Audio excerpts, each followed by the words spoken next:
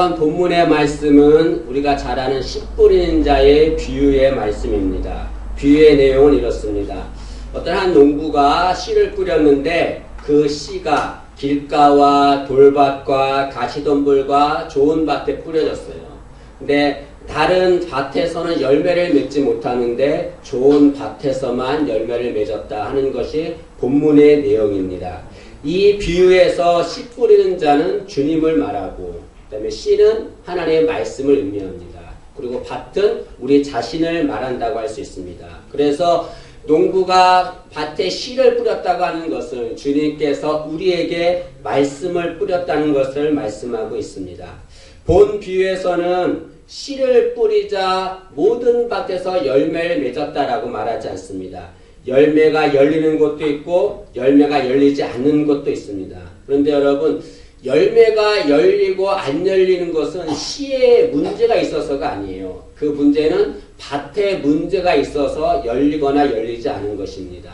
만약에 씨에 문제가 있다고 한다면 밭에 뿌린 4종류의 밭에서 모두 열매가 열리지 않아야 됩니다. 그런데 한 곳에서 열매가 열렸다라고 말하는 것은, 중요한 것은 씨에 문제가 있는 것이 아니라 밭에 문제가 있다는 것을 말씀하고 있습니다. 여러분, 여기 씨가 문제가 없다는 것은 무엇을 말합니까? 하나님의 말씀은 문제가 없다는 거죠. 하나님의 말씀 문제가 없습니다. 문제는 그 말씀을 받아들인 우리 자신에게 문제가 있는 거죠. 내가 어떤 밭이냐에 따라서 열매가 열리기도 하고 열매가 열리지도 않을 수가 있는 겁니다. 그래서 혹자는 이 밭이 중요하기 때문에 이 씨 뿌리는 자의 비유를 밭의 비유다라고 말하고 있습니다.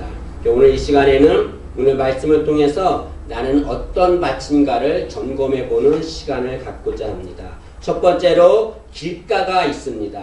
길가는 사람들이 많이 다니는 딱딱한 땅을 말합니다. 길가는 딱딱하기 때문에 아무리 좋은 씨를 뿌려도 뿌리를 내릴 수가 없어요. 그래서 열매를 맺지 못합니다. 이 길가와 같은 자를 우리는 교만한 자다라고 말할 수 있습니다. 교만한 자는 그 마음이 너무나 딱딱해서 하나님 말씀을 아무리 넣어도 그 말씀을 받아들이지 않습니다. 마치 예수님 계실 때 바리새인이 그런 자들이었습니다. 바리새인들은 하나님 말씀을 잘 아는 자들이었어요. 그래서 많은 백성들한테 존경을 받는 사람이었습니다. 그런데 그들은 주님께서 말씀을 주어도, 복음을 주어도 그 말씀을 받아들이지 않았습니다. 왜 그럴까요? 그 마음에 교만함이 있기 때문에 그렇습니다. 그들은 오히려 말씀을 전하시는 주님을 대적하고 그 주님을 죽이기까지 했습니다. 주님은 그런 바리새인들 향해서 이 독사의 자식들아 라고 하면서 그들을 책망했습니다. 여러분, 교만한 자는 절대로 하나님의 말씀을 받아들이지 않습니다. 그러면 왜 우리는 교만할까요? 교만하지 않으면 되는데, 교만한 이유는 모든 초점이 자신에게 있기 때문에 그렇습니다. 다른 것을 인정하지 않는 거예요. 여기 나오는 길가는 처음부터 딱딱한 땅이 아니었을 것입니다. 좋은 땅이었을 거예요. 그러나 많은 사람들이 그 위를 오갔기 때문에 그 길이 딱딱하게 되었습니다. 여기 사람들이 그 밭 위를 걸었다고 하는 것은 모든 초점이 사람들에게, 내 자신에게 맞춰졌다는 것을 말씀하고 있습니다. 여러분, 우리의 마음의 초점은 누구에게 맞춰줘야 합니까? 예수님께 맞춰줘야 돼요. 내 자신에게 초점이 맞춰지면 다른 것을 인정하지 않아요. 하나님의 말씀도 인정하지 않습니다. 이 딱딱한 땅에 뿌려진 씨가 뿌리를 내리지 못하자 어떤 일이 일어납니까? 4절에 보니까 새들이 와서 씨를 먹었다라고 말합니다. 이 새는 15절에 보니까 사탄을 의미한다라고 말합니다. 이 말은 우리가 하나님의 말씀을 거부하면 사탄이 즉시 와서 우리에게 있는 말씀을 빼앗아 간다라는 것을 말씀합니다. 여러분, 새가 씨를 먹는다는 것은 너무나 비참한 일입니다. 왜냐하면 위대한 하나님의 말씀이 사탄의 먹이가 된다는 것을 말씀하기 때문에 그렇습니다. 내가 하나님의 말씀을 거부함으로 인해서, 내가 하나님의 말씀을 받아들이지 않음으로 인해서 그 위대한 하나님의 말씀이 사탄의 먹이가 되고 마는 것입니다. 여러분, 우리는 길가와 같은 딱딱한 땅이 좋은 밭이 되도록 해야 됩니다. 딱딱한 땅은 좋은 밭이 되면 열매를 맺을 수가 있습니다. 어떻게 하면 이 들가처럼 딱딱한 땅이 좋은 밭이 될까요? 기경을 하면 되는 거죠. 기경을. 다시 말하면 갈아엎으면 되는 거예요. 갈아엎으면. 이 불도저 같은 굴삭기 같은 것으로 땅을 갈아엎으면 되는 겁니다. 다른 방법이 없습니다. 그러면 그 딱딱한 땅은 다 사라지고 좋은 밭이 될 수 있습니다. 마찬가지로 길가와 같은 우리도 좋은 밭이 되려면 기경을 해야 돼요. 우리 마음을 갈아엎어야 합니다. 갈아엎는다는 것을 뭘 말합니까? 회개한다는 걸 말하죠. 회개한다는 거. 회개하면 교만한 자는 겸손한 자가 되고 겸손한 자는 하나님의 말씀을 잘 받아들일 수가 있습니다. 사무엘상 3장에 보니까 성전에서 있던 어린 사무엘에게 하나님께서 말씀했습니다. 사무엘아 사무엘아 불렀어요. 사무엘이 하나님의 음성을 듣고 주님 말씀하옵소서 주의 종이 듣겠나이다 라고 대답합니다. 여기 어린 사무엘이 주님 말씀하옵소서 주의 종이 듣겠습니다 라고 하는 이 말을 우리가 할 수 있기를 원합니다. 우리도 주님 말씀하실 때에 주님 말씀하옵소서 내가 주의 말씀을 듣겠습니다 라는 겸손한 마음으로 주의 말씀을 받아들이는 우리가 되기를 소원합니다. 두 번째로 돌밭이 있습니다. 돌밭에 떨어진 씨는 곧 싹이 나온다고 그랬어요. 그러나 싹이 나오는데 얼마 못 가서 말라버린다라고 말하고 있습니다. 여기 씨에서 싹이 나왔다고 하는 것은 말씀을 들을 때에 즉시 기쁨으로 받은 것을 말씀하고 있습니다. 그런데 그 싹이 말라버렸다고 하는 것은 주위 환경으로 인해서 열매를 맺지 못하는 것을 말합니다. 오늘 본문은 돌밭에 뿌려진 씨가 싹이 말라버린 이유를 세 가지를 말씀하고 있습니다. 첫째는 돌밭의 싹은 뜨거운 태양 때문에 말라버렸다라고 말하고 있습니다. 여러분 태양이 뜨겁게 내려지면 그 싹은 다 말라버려요. 그런데 이 태양을 무엇으로 말하는가? 17절에 보니까 환난이나 박해를 말한다라고 하고 있습니다. 돌밭의 신앙인은 말씀을 들을 때에 즉시 기쁨으로 받아요.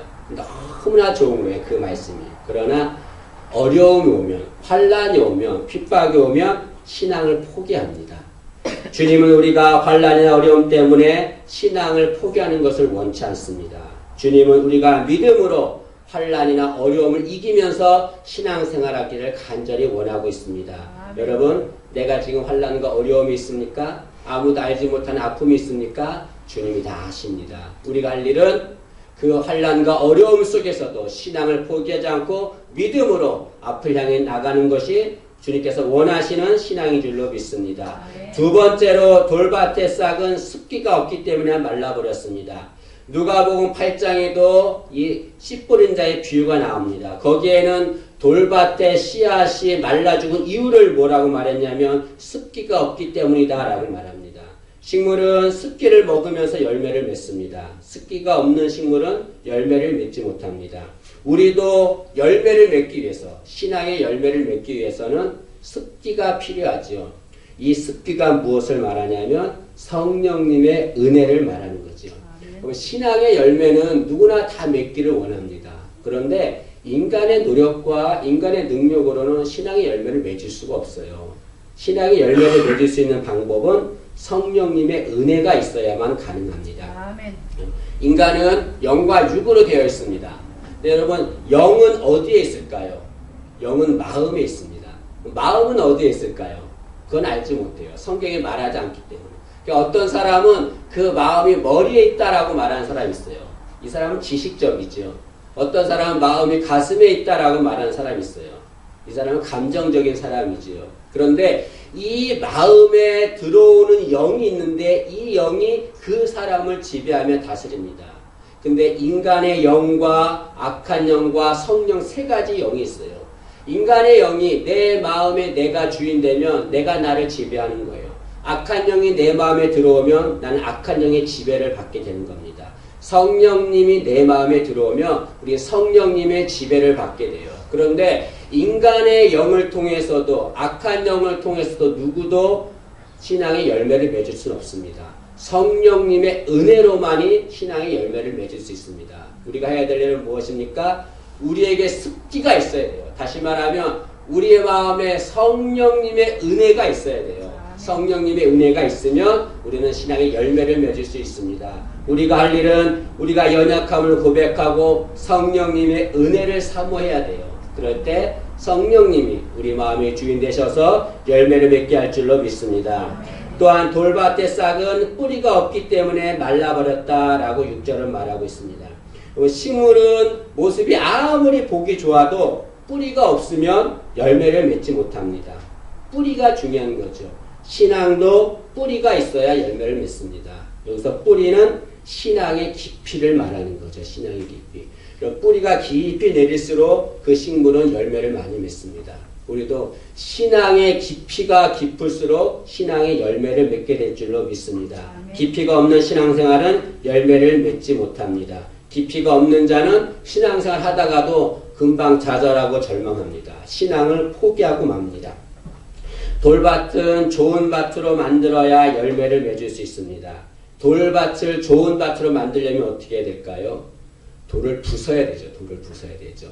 망치나 무슨 도구를 가지고 돌을 부숴야 좋은 밭이 될 수 있습니다. 마찬가지로 우리도 돌밭과 같은 사람도 좋은 밭이 될 수 있어요. 어떻게 하면 될 수 있습니까? 우리 안에 있는 돌을 제거하면 돼요. 우리 안에 있는 돌을 부수면 되는 겁니다. 내 안에 있는 악한 돌, 잘못된 돌을 부숴버려야 됩니다. 의심하는 마음, 불순종하는 마음, 이런 돌을 부숴야 좋은 밭이 될 수 있습니다. 어떻게 그 돌을 부술 수 있는가? 성경은 말씀을 통해서 그 돌을 부술 수 있다라고 말합니다. 예레미야 23장 말하기를 말씀은 바위를 부수는 방망이와 같다라고 말하고 있습니다. 주님의 말씀만이 우리 안에 있는 돌을 다 제거할 수가 있습니다. 우리가 할 일은 늘 주의 말씀을 사모해야 되는 거예요. 늘 말씀을 묵상하고 그 말씀 따라 살아가야 됩니다. 그럴 때 우리 마음에 돌이 다 부서질 줄로 믿습니다. 세 번째로는 가시떨기 밭이 있습니다. 가시떨기에 떨어진 씨는 죽지 않고 자라요. 자라서 성장을 합니다. 그럼 사람들 보기에 저 씨에 나오는 곡식은 죽지 않았기 때문에 열매가 있겠구나 라고 생각합니다. 근데 직접 가서 보면 열매에 내용물이 없습니다. 겉은 열매와 같은데 그 안에 내용물이 하나도 없습니다. 그 내용물이 없는 이유가 무엇입니까? 7절에 보니까 곡식과 함께 자란 가시가 곡식의 기운을 막아버렸기 때문이다라고 말합니다. 곡식의 기운을 막아버렸다고 하는 것은 곡식의 영양분을 다 흡수해버렸다는 것을 말하죠. 우리 신앙생활 할 때도 겉모습은 신앙의 모습을 갖추지만 열매가 없는 자들이 있습니다. 사람들 보기에는 믿음이 좋고 신앙이 좋은 그런 모습으로 살 때가 너무나 많아요. 그런데 여러분, 사람은 속일 수가 있어요. 하나님은 속일 수가 없습니다. 하나님은 이렇게 겉모습만 화려하고 열매가 없는 자들을 향해서 살았다 하는 이름은 가졌으나 실상은 죽은 자다라고 책망하고 있습니다. 우리는 우리의 겉모습뿐 아니라 속 모든 열매까지 주님 기뻐하는 귀한 자가 되기를 간절히 소원합니다. 성경에서는 가시떨기는 악한 것으로 사용됩니다. 아담이 범죄했어요. 하나님이 처음 창조하신 아담이 먹지 말라고 한 선악과를 먹고 범죄했습니다. 하나님이 아담에게 심판했습니다. 그 심판의 내용이 무엇입니까? 가시덤불을 그에게 준 것입니다. 예수님께서 우리를 위하여 고난당하며 죽으셨습니다. 예수님께서 사람들이 예수님께 면류관을 씌워줬어요. 그 면류관이 어떤 면류관입니까? 가시면류관이에요. 가시면류관. 성경에서 가시는 악한 것으로 사용됩니다. 때문에 이 가시를 다 없애야 돼요. 근데 19절에 보니까 가시는 세상의 염려와 재물의 유혹과 기타 욕심이다 라고 말합니다. 다시 말하면 세상의 염려와 재물의 유혹과 세상적인 욕심은 우리 신앙인에게 열매를 맺지 못하게 한다라고 말하고 있습니다. 첫 번째로 세상의 염려가 열매를 맺지 못하게 한다라고 말하고 있습니다. 여러분, 세상 모든 사람들은 다 염려 속에 살아가고 있습니다. 어떤 사람은 그렇게 말하는 사람이 있어요. 예수 믿기 전에 염려가 많았는데 예수 믿고 나서 염려가 하나도 없다라고 말합니다. 또 어떤 사람은 염려가 하나도 없어서 염려라고 말하는 사람이 있어요. 저는 그렇지 않은 것 같아요. 예수님을 믿기 전이나 믿고 나서나 다 염려가 있습니다. 염려. 그러나 우리는 염려 속에 살고 있지만 염려한다고 해서 문제가 해결되지는 않습니다. 절대로 염려는 문제 해결하지 않아요. 만약에 염려하면 모든 문제가 해결된다라고 말한다면 성경은 이렇게 말할 것입니다. 항상 염려하라, 쉬지 말고 염려하라, 범사에 염려하라, 그렇게 말할 것입니다. 그러나 성경은 절대 우리에게 염려하지 말라고 하고 도리어 그 염려를 너희가 가지고 있는 염려를 주님께 맡기라 라고 말합니다. 왜 맡게 되는가? 그렇게 맡기면 주님이 너를 돌보신다 라고 말씀하고 있습니다. 베드로전서 5장 7절은 말하기를 너희 염려를 다 주께 맡기라. 이는 그가 너희를 돌보심이라 라고 말하고 있습니다. 내가 가지고 있는 어떤 염려가 있습니까? 그 염려가 내 문제를 해결하진 않습니다. 그 문제 때문에 오히려 내 신앙의 열매를 맺지 못하게 하고 있습니다. 그 열매를 가지고 주님 앞에 가지고 나와야 합니다. 예수님께 내 염려를 맡기면 예수님이 우리를 돌보실 줄로 믿습니다. 두 번째로 재물의 유혹이 열매를 맺지 못하게 합니다. 여러분, 재물은 악한 것이 아니에요. 재물이 있어야 주님의 일도 하지요. 재물이 있어야 세상도 살아갈 수가 있죠. 재물은 악한 것은 아닙니다. 그러나 재물의 유혹은 악한 거예요. 재물의 유혹에 넘어가는 것은 악한 것입니다. 왜냐하면 재물의 유혹에 넘어가면 모든 사람은 신앙을 포기하기 때문에 그렇습니다. 신앙을 포기한다는 것은 구원을 포기하는 것을 말하고 있습니다. 재물 때문에 신앙을, 구원을 포기하는 자는 정말 어리석은 자입니다. 여러분 생각을 해보세요. 구원과 재물이 비교가 될 수 있을까요? 재물은 세상에 살 동안만 필요한 거예요. 우리가 세상 살아봤자 200년 살까요? 300년 살까요? 그렇게 오래 살지 못합니다. 그러나 재물은 세상에 살 때만 필요하지만 죽은 후에 재물은 아무런 필요가 없는 거예요. 그러니까 죽은 후에 우리가 할 것은 무엇입니까? 주님과 영생하는 거예요. 주님과 영생하는 것. 그 주님과 영생하는 것, 그것을 구원받았다라고 말하고 있습니다. 여러분, 재물의 유혹에 넘어가 구원을 포기한 자는 주님과 영생을 거부한 자입니다. 그런 자는 주님과 영생이 없는 거죠. 성경에 보니까 한 젊은 부자가 있었습니다. 한 부자가 예수님께 달려나와서 무릎을 꿇으면서 선한 선생님, 내가 어떻게 해야 영생을 얻을 수 있습니까? 라면서 영생 얻는 법을 알려달라고 말했습니다. 그러자 주님께서 말씀하시기를 너의 재물을 다 팔아 가난한 사람들에게 나눠주라. 그리고 너는 나를 따르라 라고 말했습니다. 이 말을 들은 부자는 자신의 재물을 포기할 수가 없었어요. 그래서 주님의 요구를 거절했습니다.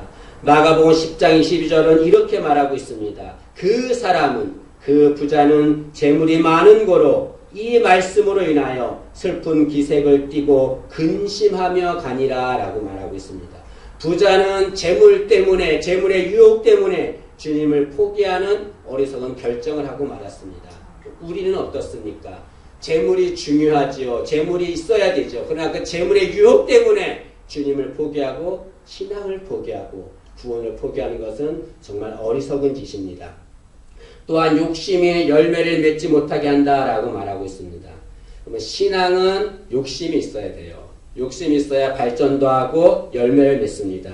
예를 들어 기도의 욕심, 예배의 욕심, 전도의 욕심, 이런 욕심들이 있어야 합니다. 그러나 자신의 정욕을 위한 욕심은 신앙의 열매를 맺지 못하게 합니다. 여기 본문에 나오는 욕심이라고 하는 말은 자신의 정욕을 위한 욕심을 말합니다. 아담과 하와는 하나님께서 창조하신 인간이에요. 당신의 형상을 따라 만드신 귀한 인간들입니다. 그런데 그 인간들이 하나님이 지으신 에덴 동산에서 쫓겨나고 말았습니다. 그 이유가 무엇입니까? 하나님이 먹지 말라고 한 선악과를 먹었어요. 왜 그들이 선악과를 먹었습니까? 그들은 그 선악과를 먹으면 내가 하나님처럼 될 것이라고 하는 자신의 정욕의 욕심 때문에 그 선악과를 먹게 된 것입니다. 그 결과 그들은 에덴 동산에서 쫓겨나고 말았습니다. 여러분, 우리는 선한 욕심을 가져야 됩니다. 그러나 자신의 정욕을 위한 욕심은 열매를 맺지 못하게 합니다. 가시밭에서 열매가 맺어져야 합니다. 가시밭에서 열매가 맺게 하려면 어떻게 될까요? 가시를 걷어내야 되죠. 가시를 걷어내서 태워야 합니다. 곡식은 씨를 뿌려야 열매가 맺어집니다. 그러나 가시는 씨를 뿌리지 않아도 그냥 자라나요.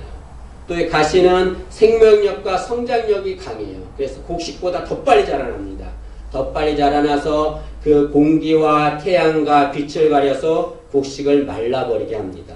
때문에 빠른 시간 안에 가시를 걷어내야 됩니다. 마찬가지로 우리도 신앙의 열매를 맺으려 한다면 우리 안에 있는 가시를 걷어내야 됩니다. 근데 내 힘으로는 가시를 걷어낼 수가 없어요. 방법은 주님의 도우심을 구하면 됩니다. 주님이 우리에게 오셔서 우리의 가시를 다 걷어낼 줄로 믿습니다. 그리고 열매 맺게 할 줄로 믿습니다. 우리 교회에 성무정 집사님이 계시는데 이 집사님은 원예를 잘해요. 그래가지고 그 집에 한번 가봤는데 다육식물인가요? 그 식물을 엄청 잘 키우더라고요. 저는 그렇게 하려도 못하겠어요. 어떤 열매 너무나 커서 막 잘라낸다고 그래. 잘라낸다. 그러니까 시들한 열매도 성무정 집사의 손만 거치면 그냥 확 자라는 열매를 맺어요. 마찬가지로 우리 안에 있는 가시들, 우리가 열매 맺지 못하는 모든 것들 주님의 손에 맡기면 되는 거예요. 주님의 손에 맡기면 주님이 막 자라나게 합니다. 자라나게. 내 힘으로 하려면 절대로 되지 않습니다. 우리는 우리 안에 가시가 제거되도록 주님의 도우심을 구해야 될 줄로 믿습니다. 마지막 네 번째로는 좋은 밭이 있습니다. 이 좋은 밭은 씨가 뿌려지는 대로 열매가 맺어지는 거예요. 씨가 뿌려진 대로. 그러면 어떤 자가 좋은 밭 같은 자인가? 그것은 말씀을 잘 듣고 말씀대로 순종하는 자가 좋은 밭 같은 자입니다.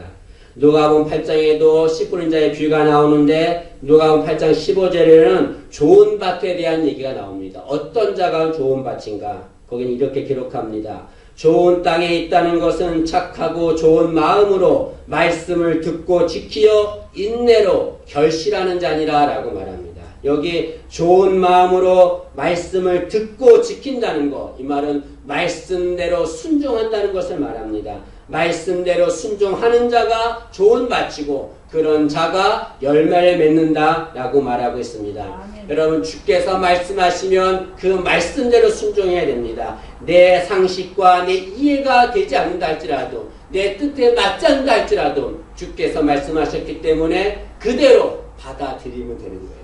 받아들이고 순종하면 되는 겁니다. 그러면 놀라운 열매가 맺어질 줄로 믿습니다. 주님의 말씀은 우리에게 평가라고 주신 것이 아니에요. 주님의 말씀을 주신 것은 순종하라고 주신 것입니다. 순종할 때만 기적이 일어나고 순종할 때만 역사가 일어날 줄 믿습니다. 한 가지 예를 들겠습니다. 가나 혼인잔치 사건이 있습니다. 한 사람의 혼인잔치가 있었는데 예수님의 제자들 데리고 혼인잔치에 갔습니다. 그런데 문제가 생겼어요. 포도주가 떨어졌습니다. 포도주가. 그래서 포도주가 떨어지면 잔치는 끝나는 거예요. 근데 예수님께서 그 포도주가 없는 곳에 포도주의 기적을 일으켜 세웠습니다. 어떻게 그렇게 했습니까? 하인들에게 말씀했어요. 하인들에게 말하기를 물을 갖다 부라고 했어요. 항아리에다. 물을 아구까지 채웠더니 그 물을 떠다 주라고 했습니다. 그랬더니 물이 포도주가 됐습니다. 여러분 하인들을 생각해 보세요. 예수님이라는 사람은 그들이 알았을까요? 처음 보는 사람이었어요. 처음 보는 사람이 명령을 하자 그들은 순종했습니다. 하인들은 그 집 주인의 말에만 순종해야 돼요. 그러나 처음 보는 사람 예수님의 말씀에 순종했습니다. 그렇기 때문에 기적이 일어났습니다. 여러분 우리도 좋은 밭이 되기를 원합니다. 주께서 말씀하시면 그것이 나를 위한 말씀임을 알고 그 말씀대로 순종해서 열매가 맺어지기를 원합니다. 그렇게 좋은 밭이 되면 열매를 맺는데 8절에 보니까 어떻게 열매를 맺냐면 30배, 60배, 100배 열매를 맺는다라고 말합니다. 보통 이스라엘에서 수확을 하면 최대로 얻는 열매가 40배입니다. 40배 이상을 넘지 않아요.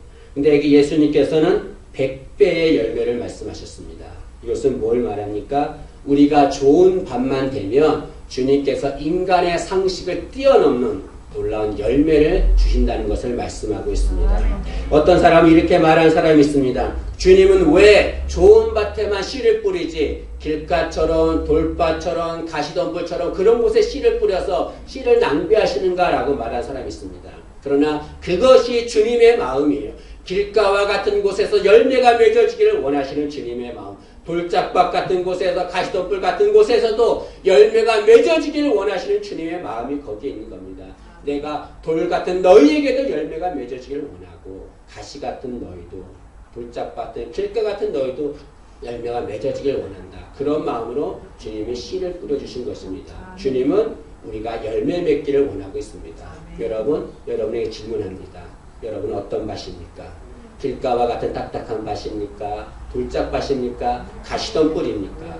아니면 좋은 밭입니까? 우리 뭐 좋은 밭이 되어서 풍성한 열매를 맺는 우리 모두가 되기를 간절히 소원합니다.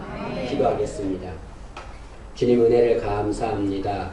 우리 모두가 좋은 밭이 되어서 30배, 60배, 100배의 열매를 맺을 수 있도록 도와주옵소서. 감사드리며 예수님의 이름으로 기도합니다. 아멘.